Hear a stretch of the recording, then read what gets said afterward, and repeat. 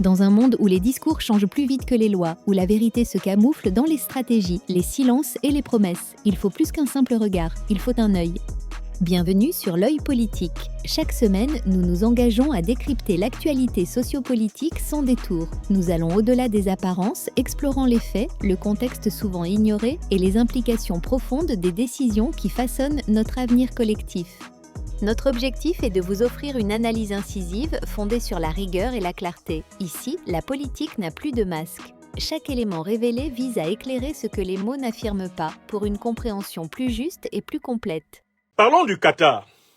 Le Qatar est un petit pays, une petite monarchie pétrolière du Moyen-Orient, qui aurait pu passer inaperçue si elle ne s'était pas illustrée ces dernières années par sa présence dans les grandes affaires de ce monde.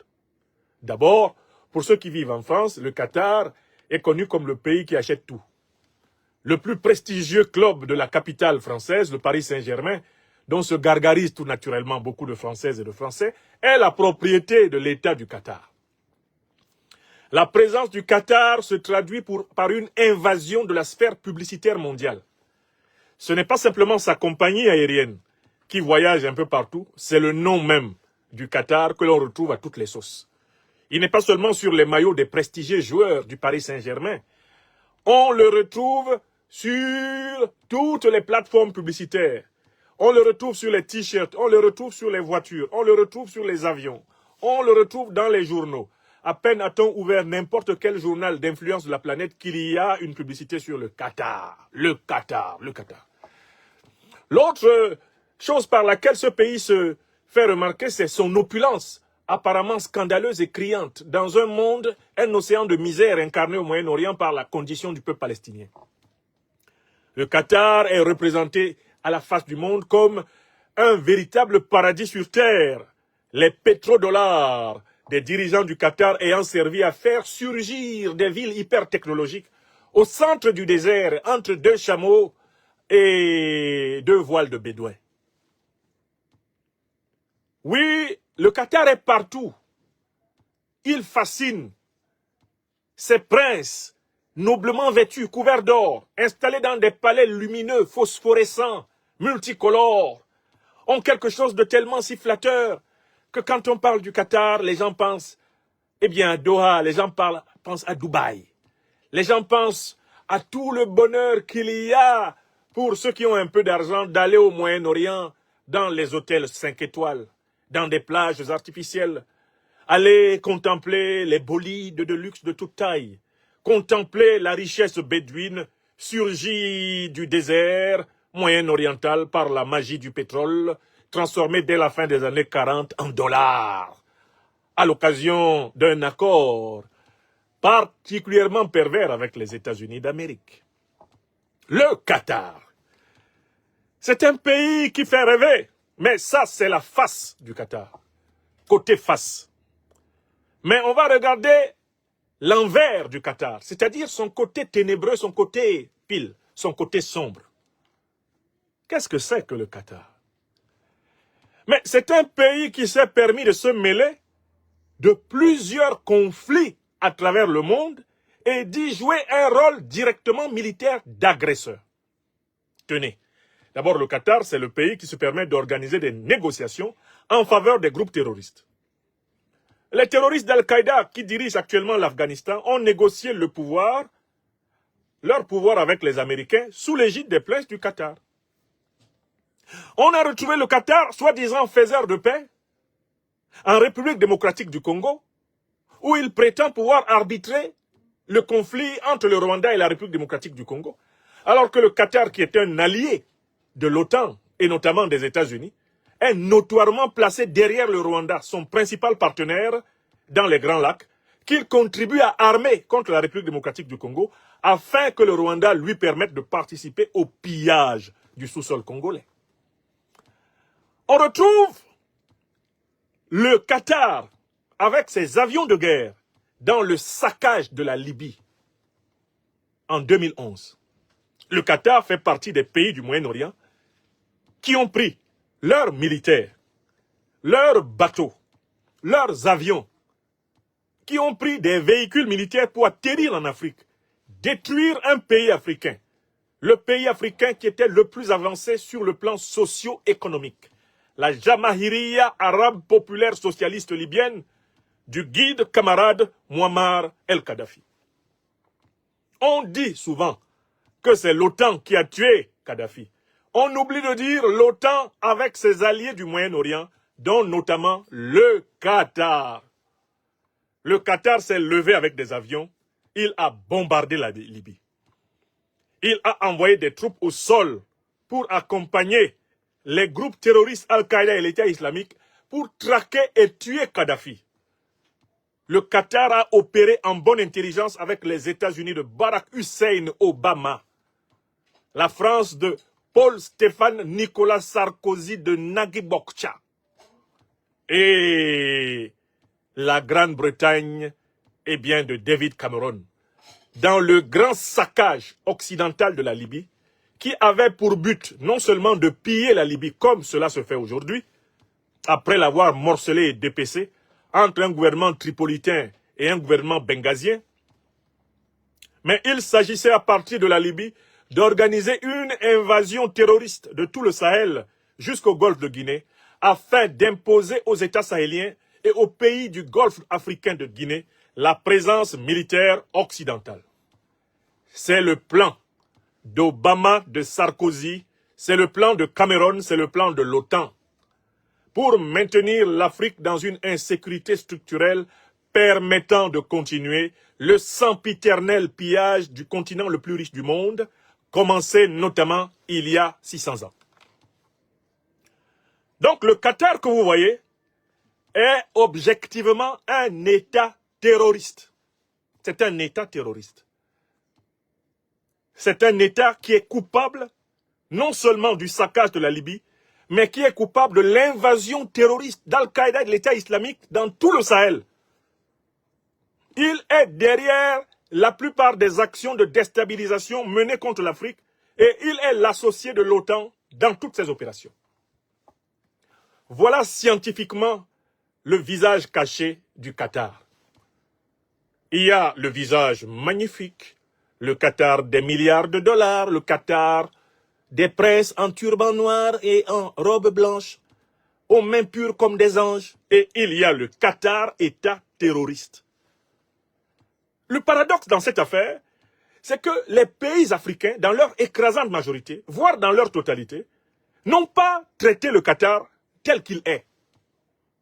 Les pétrodollars qataris aveuglent les dirigeants africains.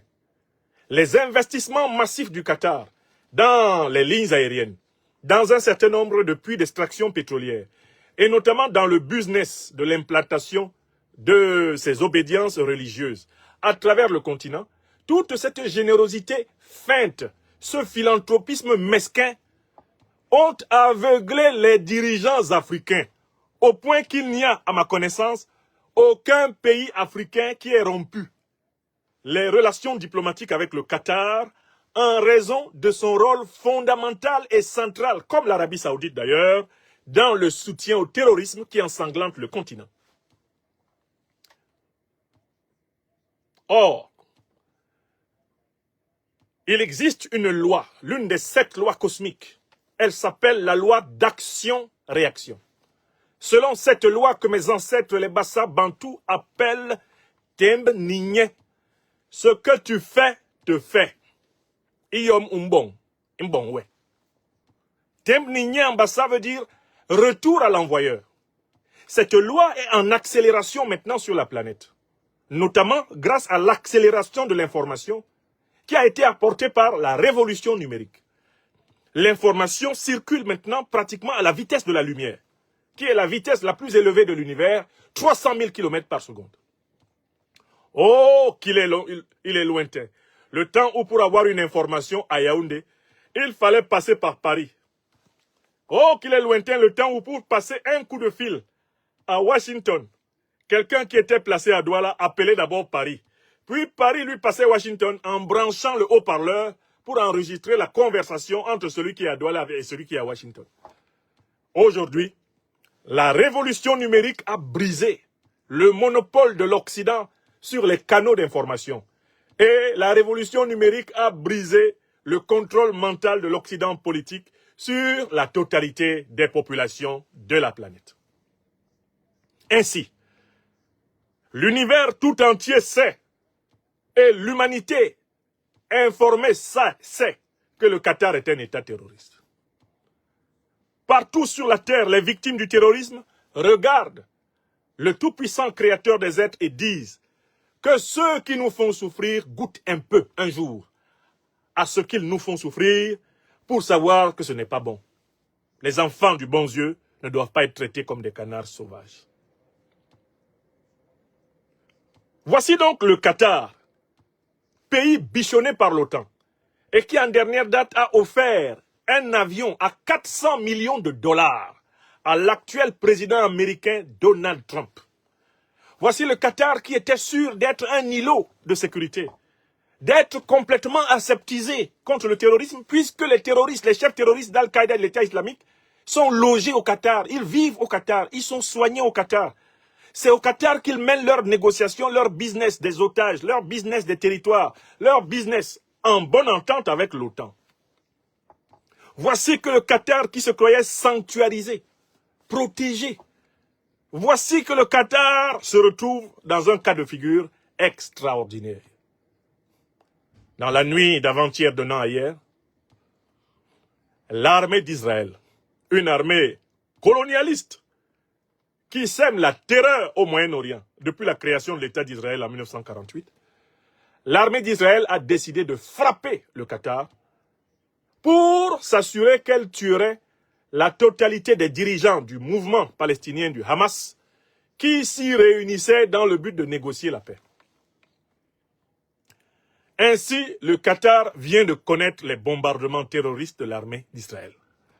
Le traitement que l'armée d'Israël réserve à Gaza, le traitement que cette armée réserve au Liban, le traitement que cette armée réserve à la Syrie, le traitement que cette armée a réservé à un moment donné même à l'Égypte, dans le cadre de la fameuse guerre de Yom Kippour.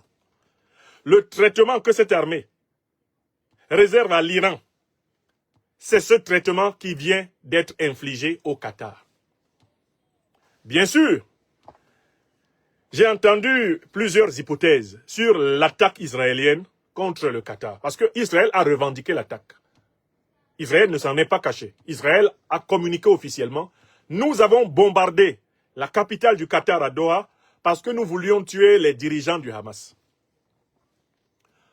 Arrêtons-nous devant l'acte reconnu et avoué par Israël. D'abord, Israël s'en fout du droit international. Il y a longtemps que le droit international ne signifie rien pour Israël.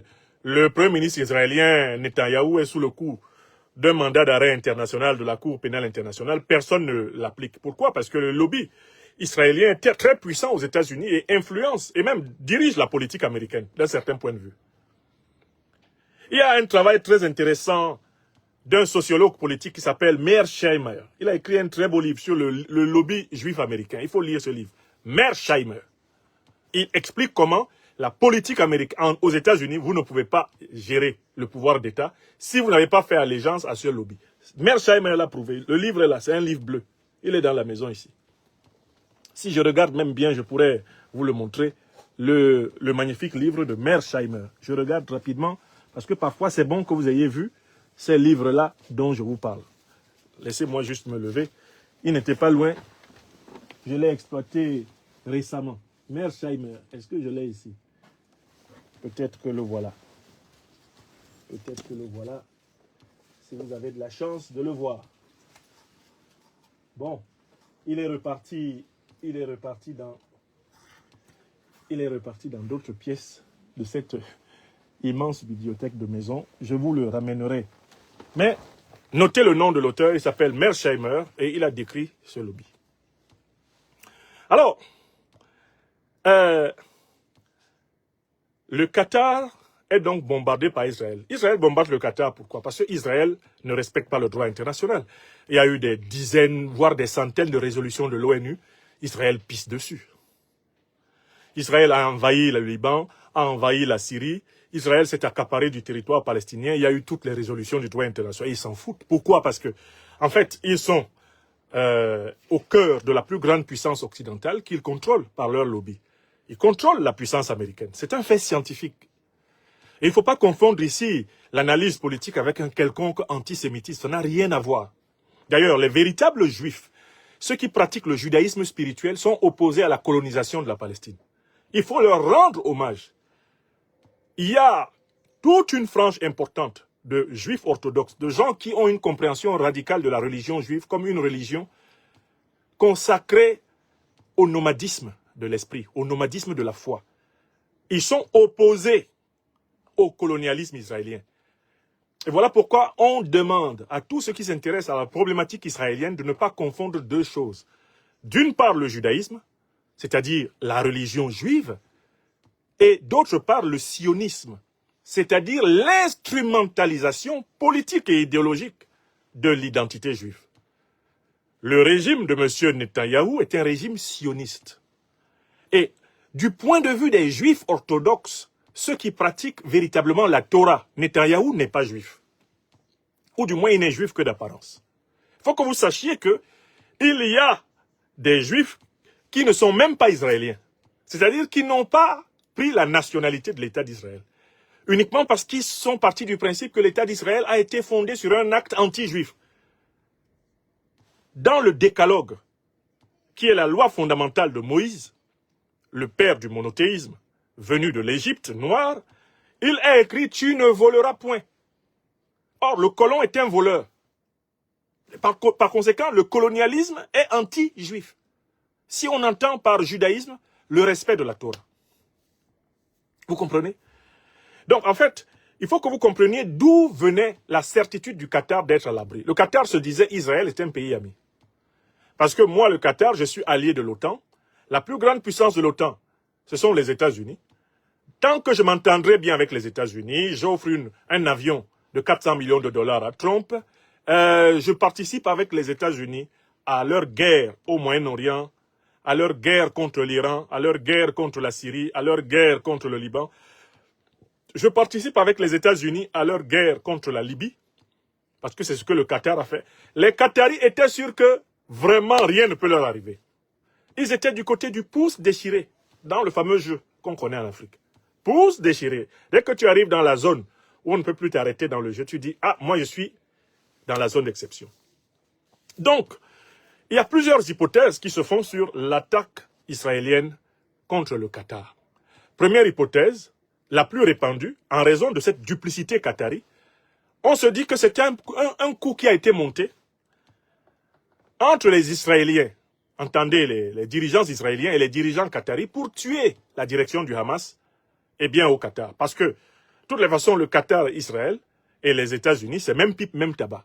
Donc, on fait l'hypothèse donc que c'est un traquenard qui a été tendu aux dirigeants du Hamas. On leur a demandé de venir à Doha négocier et on en a profité pour essayer de les tuer tous. Et le Qatar s'en est déchargé sur Israël et ferait semblant de singer l'indignation, la colère, alors qu'il était tout à fait d'accord avec le bombardement pour tuer les dirigeants du Hamas. Ça, c'est la première hypothèse. Mais je vais vous dire pourquoi je ne crois pas du tout en la première hypothèse. Je ne crois pas à la première hypothèse, parce que les dirigeants du Qatar, dans leur politique de duplicité, ont un point fondamental. C'est qu'ils tiennent énormément à l'image de marque du Qatar. Ils tiennent beaucoup à la paix et à la sécurité du Qatar. Je ne vois pas les princes du Qatar s'amuser à accepter qu'on fasse des bombardements sur leur territoire pour tuer des ennemis, eh bien, de la coalition israélo-américaine. Je ne vois pas les dirigeants du Qatar l'accepter parce que dans leur business plan, il était prévu que le Qatar soit un paradis sur la terre. Que tout ce qui arrive de mauvais dans le monde arrive dans le reste du monde. L'armée du Qatar participe même à faire les pires choses sur les autres. Mais les princes du Qatar, là, dans leur storytelling, dans leur narratif, dans leur perception du Qatar, ils ne peuvent pas vouloir même qu'un demi-attentat ait lieu au Qatar. Voilà pourquoi je ne crois pas que les dirigeants qataris se soient associés aux Israéliens et aux Américains pour bombarder Doha. Doha, c'est la capitale du Qatar. Normalement, ça doit être la ville la plus sécurisée. Le Qatar, c'est un pays qui fait du business, qui fait des affaires avec des hommes venus et des femmes venus du monde entier. C'est pas du tout dans l'intérêt du Qatar que les gens qui vont prendre l'avion pour venir à Doha se disent « Je peux être à Doha et puis il y a une bombe israélienne qui me tombe dessus. » Non. Ce n'est pas dans l'intérêt du Qatar. Voilà pourquoi, pour moi, l'hypothèse que le Qatar soit complice d'Israël et des États-Unis pour tuer le Hamas à Doha n'est pas bonne. J'ajoute un deuxième argument contre l'idée d'une duplicité dans cette affaire. C'est que le Qatar aime bien jouer les médiateurs dans les conflits auxquels il participe par ailleurs. Le Qatar adore ce double jeu. Il prend parti dans un conflit, ensuite il fait comme s'il était neutre et il organise les médiations chez lui pour passer pour le pays gentil, un peu comme la Suisse ici en Europe, qui accumule l'argent des dictateurs, qui vit en réalité de profiter de l'argent de tous les voleurs du monde, mais qui aime se présenter comme la terre des médiations. Alors si vous voulez une médiation, venez en Suisse. Vous savez, la Suisse ne fait pas partie de l'Europe. Hein. Vous pouvez venir en Suisse faire la paix à Genève. Pourtant, ce sont les grands voleurs de la planète, puisque ce sont les siphonneurs des fonds volés. Ce sont les plus grands receleurs d'Europe, les Suisses. Donc, les Qataris sont un peu comme les Suisses, des gens qui n'aiment pas qu'il y ait des incidents dans leur capitale, parce que ça gâche l'ambiance des affaires, ça gâche le business. Je ne crois pas qu'ils aient intérêt qu'ils aient été dans le coup. Par contre, il est probable et il est impossible que les États-Unis et Israël n'aient pas été tous informés de ce qui allait se passer. Parce qu'il y a au moins une chose qu'Israël n'osera jamais faire, c'est tirer dans un immeuble où il y a des diplomates américains. Si par exemple au moment où les négociations se tenaient entre les dirigeants du Qatar et les dirigeants du Hamas, si on savait de près ou de loin qu'il y avait des diplomates américains dans le coin, on ne tire pas. Par conséquent, il est impossible qu'Israël ait bombardé le Qatar sans que les États-Unis soient informés. C'est impossible. Ils en ont été informés et n'ont pas empêché. Parce que c'est un allié puissant qui possède, comme l'a montré Mearsheimer, un puissant lobby à l'intérieur même de l'appareil politique des États-Unis. Vous comprenez? Donc, en fait, le Qatar a été bombardé contre sa volonté. Ce n'est pas un auto-bombardement. Les Qataris, dans leur logique d'influence mondiale, n'ont pas intérêt à ce que Doha soit désormais un lieu dangereux. Ils n'ont pas intérêt. Ça va foutre en l'air la cité financière de Doha, ça va foutre en l'air le tourisme qatari, ça va foutre en l'air l'image de marque du pays propre, du pays magnifique, du pays hyper technologique. Les Qataris ont été surpris par l'attaque d'Israël. Je viens donc à la troisième et dernière partie de mon analyse de ce problème. Ce qui est arrivé aux Qataris est pourtant ce que les Qataris font partout ailleurs dans le monde. Ils sont derrière l'agression de la RDC. Ils sont derrière l'agression, ils sont dans l'agression de la Libye. Ils sont derrière les principaux groupes terroristes qui ensanglantent le Sahel, qui ensanglantent le golfe de Guinée. Les groupes terroristes qui ensanglantent le bassin du Congo, les Qataris là, ils sont derrière. Ce qui leur arrive aujourd'hui, c'est ce qu'ils font aux pays africains et aux pays du Moyen-Orient depuis très longtemps. Ce qui leur arrive aujourd'hui, c'est le retour à l'envoyeur. C'est un terrorisme, en quelque sorte, rétroactif. C'est un terrorisme punitif. C'est un terrorisme boomerang. Vous ne pouvez pas faire ami-ami avec les terroristes. Vous ne pouvez pas être terroriste sans être terrorisé. C'est impossible. Toutes les puissances terroristes, vous avez bien remarqué, finissent par être frappées par le terrorisme. Regardez bien l'histoire de ces dernières années. Il n'y a pas une seule grande puissance terroriste qui n'ait pas été frappée par des attentats terroristes. Pas une seule. Il n'y a pas une seule qui a échappé. Alors qu'à l'origine, ils exportaient le terrorisme dans les pays des autres, dans les continents des autres, le terrorisme finit toujours par revenir chez eux sous la forme d'attentats immenses. Et ça, c'est l'application de la loi cosmique d'action-réaction. C'est l'application de Temnier. C'est très simple. Quand vous prenez l'habitude de vivre avec les bandits finissent par faire du banditisme contre vous. Quand vous jouez aux bandits, n'oubliez pas que vous détruisez vos propres valeurs et que certains des vôtres se retournent eux-mêmes contre vous. On ne peut pas jouer au diable sans être diable. Mieux, on ne peut pas jouer au diable sans être endiablé. Je recommence. Vous ne pouvez pas jouer au diable. On ne joue pas au diable. On est soit diable, soit serviteur de Dieu. On ne joue pas au diable. On ne joue même pas avec le diable. Quand tu veux jouer avec le diable t'endiable. Il te possède. Les Qataris pensaient qu'ils pouvaient exporter tranquillement le terrorisme au Moyen-Orient, tranquillement exporter le terrorisme en Afrique du Nord, tranquillement exporter le terrorisme au Sahel, tranquillement exporter le terrorisme dans les grands lacs africains, et que leur vie à eux continuerait tranquillement. L'erreur qu'ils ont commise, c'est qu'ils ne se sont pas rendus compte que progressivement, le terrorisme est devenu une tradition chez eux. C'est exactement comme les Occidentaux, qui ont exporté la traite négrière, les exterminations des Indiens, les exterminations des populations jaunes, noires, rouges sur la terre. Ce qu'ils ne savaient pas, c'est qu'ils avaient pris l'habitude de devenir exterminateurs. Et que cet instinct d'extermination allait se retourner contre eux-mêmes. Ça a donné les deux grandes guerres mondiales et l'extermination des Blancs juifs d'Europe, notamment, 6 millions, et l'extermination des Européens dans leur propre guerre mondiale, plus de 70 millions de personnes. Quand vous prenez l'habitude d'aller tuer gratuitement en pays étranger, sachez que vous revenez chez vous en ayant pris l'habitude d'être des criminels. Votre pulsion d'assassinat va s'exercer contre les vôtres. On ne tue pas les autres en vain. On finit par s'entretuer soi-même parce qu'on a pris l'habitude du mépris de la vie en tuant les autres. Écrivez ça. C'est ça l'action-réaction. C'est ça la loi d'action-réaction que mes ancêtres Bassa Bantou appellent Tembe Ni Nye. Retour à l'envoyeur. Le terrorisme est en train de retourner chez ceux qui l'ont créé. Le terrorisme est en train de frapper les États terroristes. Oui! Alors, voilà le Qatar qui sort et qui fait un communiqué pour dénoncer Israël. État terroriste. Astaghfirullah. Hein? On peut dire ça? Que l'Israël soit un État qui terrorise le Moyen-Orient, ce n'est pas quelque chose de nouveau. Mais que ce soit le Qatar qui taxe Israël d'État terroriste, c'est l'hôpital qui se fout de la charité. Oh, dirigeants qataris, n'avez-vous pas saccagé la Libye en association avec les groupes terroristes? N'avez-vous pas envahi le Sahel par vos groupes terroristes?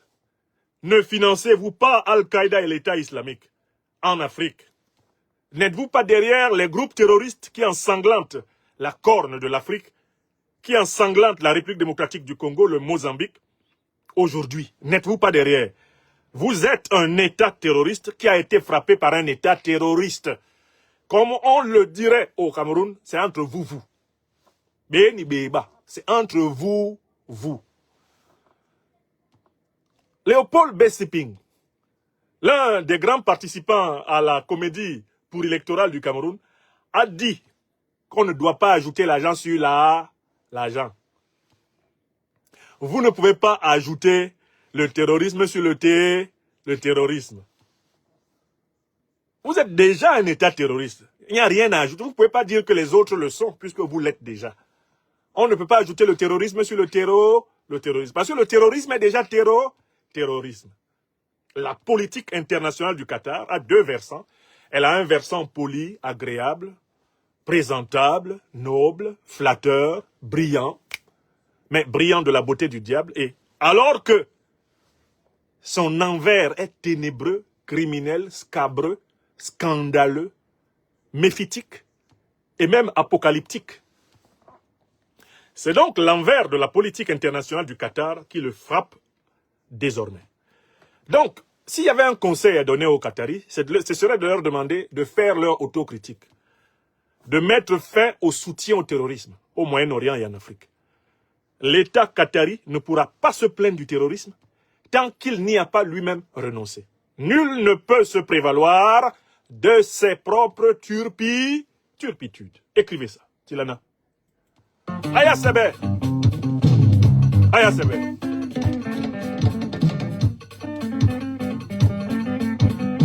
Les Qataris traitent Israël d'État terroriste, alors que les Africains savent que le Qatar est un État terroriste. Quand un État terroriste traite un autre État terroriste d'État terroriste, ça change quoi? Est-ce qu'on peut ajouter le terrorisme sur le terrorisme? On n'ajoute pas l'argent sur l'argent. On ne peut pas ajouter le terrorisme sur le terrorisme. Parce que terrorisme égale terrorisme. Voilà la vérité que nos dirigeants africains doivent dire aux dirigeants qataris. Les relations diplomatiques doivent être rompues par tous les pays victimes du terrorisme, d'Al-Qaïda et de l'État islamique. Ils doivent rompre les relations diplomatiques avec le Qatar. Pareil avec l'Arabie Saoudite. Tous les pays qui soutiennent les groupes terroristes, il faut les mettre à l'index et rompre les relations diplomatiques avec eux. Oui. Les Africains ont trop souffert de ça. Il faut qu'on ait le courage de rompre avec des pays qui soutiennent ostentatoirement le terrorisme, qui le financent et qui l'arment.